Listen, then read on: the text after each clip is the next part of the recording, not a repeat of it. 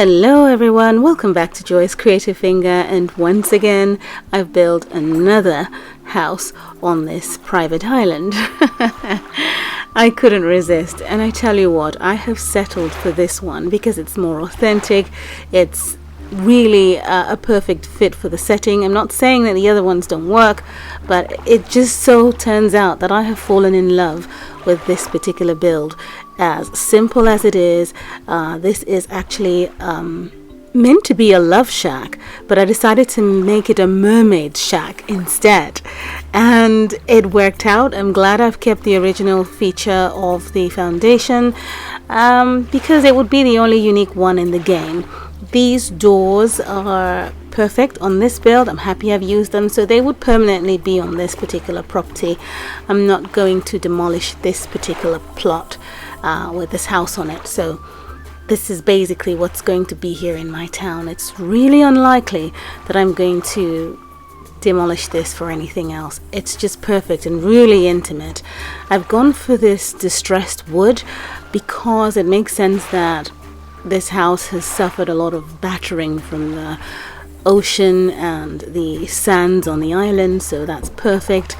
And then I have a lovely space out here where Louisian is having a lovely time in the sun, but bear in mind she doesn't stay out here for long before she dives back into the ocean. So I'm going to get her to take us on a quick tour of this shack. I love it, and in my mind I've got all these stories that some sim would get washed up on the shore and come in here and have a rest, and she would hide away and spy on them and so on, but I'm not going to go crazy with the story right now.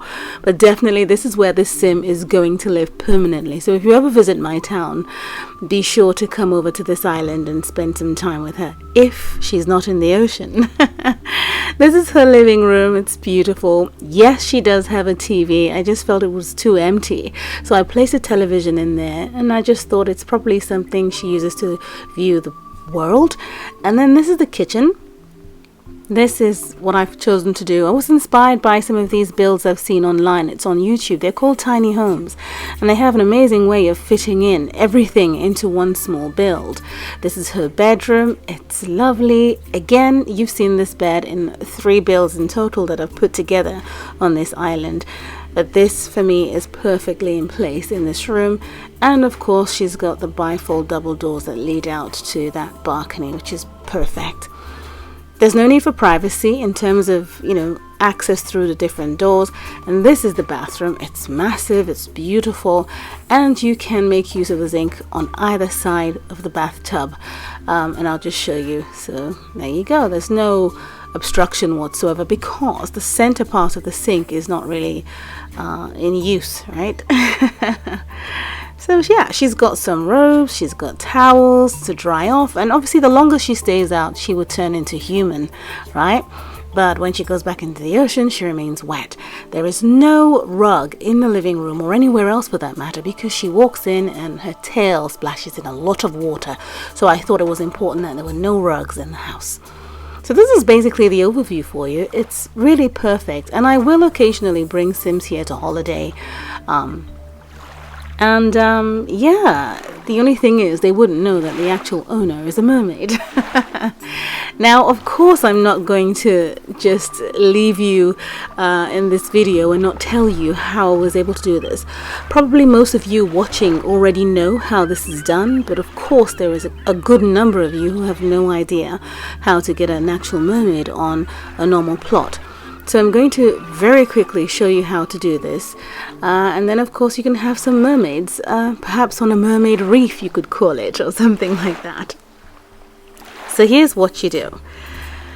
All you have to do on the plot is build a 2x3 room. On any part of the plot, it doesn't really matter. And then you have to go up a floor and extend by 1 more floor. Once you've done this, create another room upstairs, and then go downstairs, of course, and place a staircase in. So let's get this one, put it in there.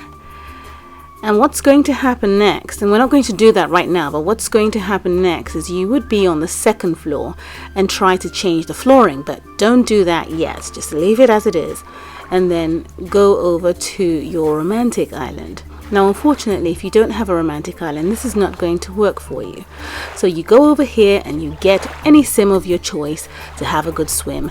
Get them swimming until the time has gone down below 1 minute. Any sim you like, a male or a female. And once the sim has gotten to this stage, so there, 59 seconds, you get out and as soon as possible come back to this plot and change the flooring on the top floor. It must be the top floor, it won't work. Once you attempt this, the game will sort of crash. It will just close off and won't work. Just go back in and it would have forced quit the action of the mermaid, and they would pop out, you know, in a mermaid outfit. It's really that simple. If it doesn't work, just try it again.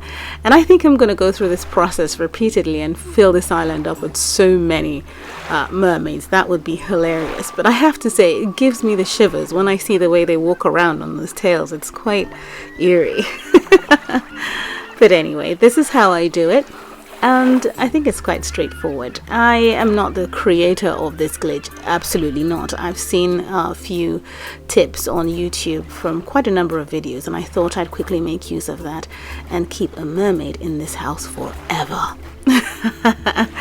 But you must remember that your mermaid will lose her fins if you get her to use any option that requires her to change her outfit, whether it's riding the horse, changing her clothes through a wardrobe, or taking a bath. So, if that happens, just repeat the process. Thanks for watching. Have a lovely day. Bye.